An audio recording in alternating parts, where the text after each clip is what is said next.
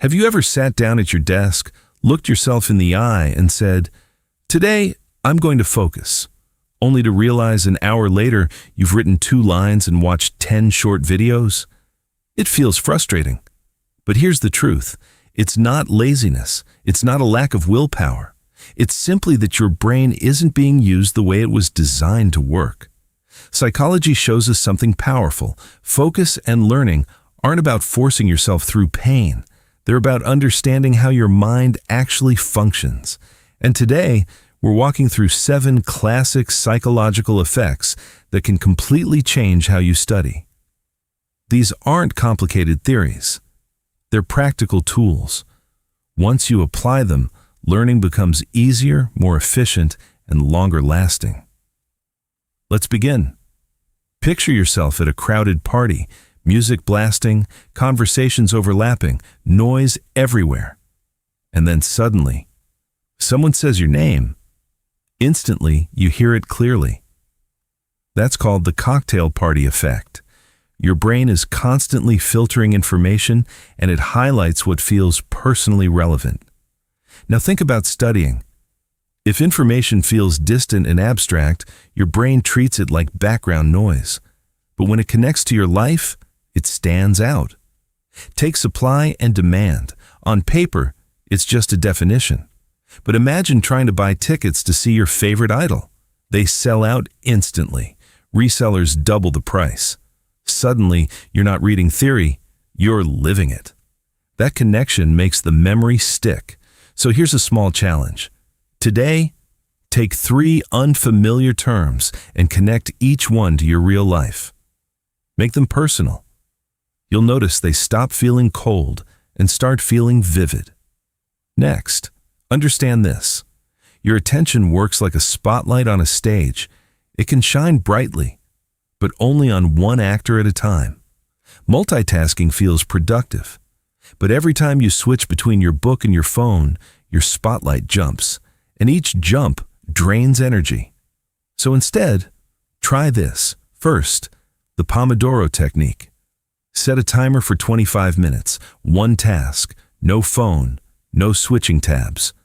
When the timer rings, take a 5-minute break. Second, create a clearing ritual.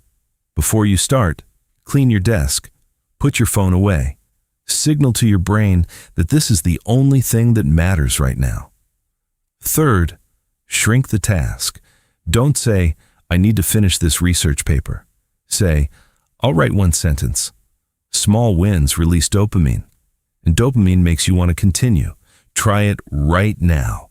Set a 25-minute timer, choose one small step, and feel what real focus is like when your spotlight stays still. Now let's talk about procrastination. Often we delay not because we're lazy, but because the task feels too big. The brain doesn't know where to begin. This is where the Zeigarnik Effect comes in. It tells us that unfinished tasks stick in our memory more than completed ones. Once you start something, your brain keeps reminding you to finish. So, starting matters more than finishing. Want to read a thick book? Don't promise a full chapter. Just read 1 page. Most of the time, 1 page becomes 5. You can also use the open loop method. Stop in the middle of a paragraph. Leave it unfinished. The next day, your brain will feel the urge to complete it, making it easier to jump back in. Right now, read 1 short passage for 5 minutes. Notice how your mind wants to continue. Here's another mistake many students make: cramming. You stay up all night before an exam. The next day, half of it is gone. That's because memory needs spacing. The spacing effect shows that information learned over time is remembered far better than information crammed in one burst. Think of watering a plant. Pour a whole bucket at once, and most of it runs off. But water a little each day, and the roots grow deep. If you have 50 vocabulary words, spread them over several days. Review tomorrow. Then 3 days later. Then a week later. Then a month later. Each interval strengthens the memory.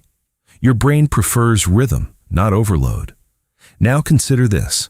Your brain processes information in 2 channels, words and images. This is dual coding theory. When you use both together, memory doubles in strength. Instead of memorizing plain text, draw simple diagrams. Use mind maps, sketch symbols. Even stick figures work. Learning the solar system? Draw rough orbits, add a rhyme. Combine visual and verbal. It's like saving the same file in 2 folders. Don't just write information. See it. There's also something called the self-reference effect. Your brain prioritizes anything related to you. You might forget yesterday's statistics, but if someone compliments your voice, you'll remember it for years. Why? Because it connects to your identity. So when you learn a new word like resilient, don't just memorize the definition. Say, I am resilient when I handle tight deadlines. Now, it's not just vocabulary, it's part of you. Learning about operant conditioning? Think about childhood moments when praise followed good behavior. Personal memories cement knowledge deeply. Always ask, how does this connect to me?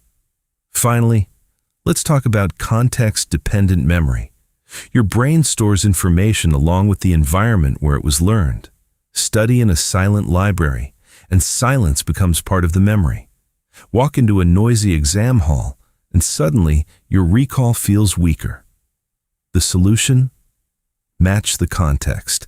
If you're preparing for an exam, practice under similar conditions, quiet room, pen and paper.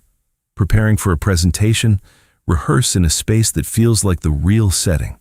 You can also vary your study locations, desk, cafe, park. This makes your memory more flexible and accessible in different environments. So now, you've seen 7 powerful psychological effects. These aren't abstract theories. They're tools you can start using today. Focus isn't a talent you're born with. It's a skill you train. Learning efficiently isn't reserved for the gifted. It's available to anyone who understands how the brain works. So don't try to overhaul everything at once. Choose just one strategy. Apply it today. Notice the difference. And remember this. Your brain is like a garden. Whatever you plant, you will eventually harvest. Nurture it wisely, and it will reward you with growth beyond what you thought possible.